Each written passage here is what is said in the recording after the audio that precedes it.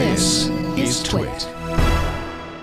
Over the weekend, the developer of Flappy Bird, everyone's favorite app, Dong Nguyen, tweeted that he was going to be removing the game from the App Store, and a lot of people thought, "Oh, what is this? Is this some sort of a show thing? See how many downloads you can get because you're threatening to get rid of it?" No, actually, he really did. Flappy Bird has been the #1 downloaded free app in the, at least Apple App Store, for almost a month. It was averaging $50,000 per day in revenue from in-app ads. But today's the day that Flappy Bird no longer shows up in search or the developer's app listing or in the top free games. And it's weird because it sounds like, and there's only some tweets to go by, but the developer was like, "This is just, I'm getting too much attention. Yeah. It's too much of a thing, this meme. I didn't want any of this from the game.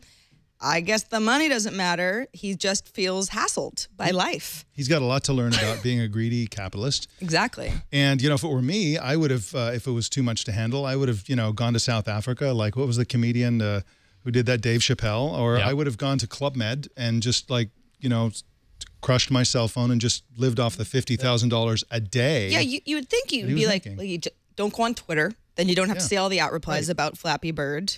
Change your phone number. $50,000 a day seems like a pretty good trade-off. He also says, for anybody thinking, "Ooh, maybe there's more to the story," he says it's not a legal issue. He also says he's not interested in selling the game. He just doesn't want it to exist anymore. I guess money isn't an incentive enough. Although Jason Calacanis on Twitter actually just tweeted that the Flappy Bird inspired games, those are very hot right now.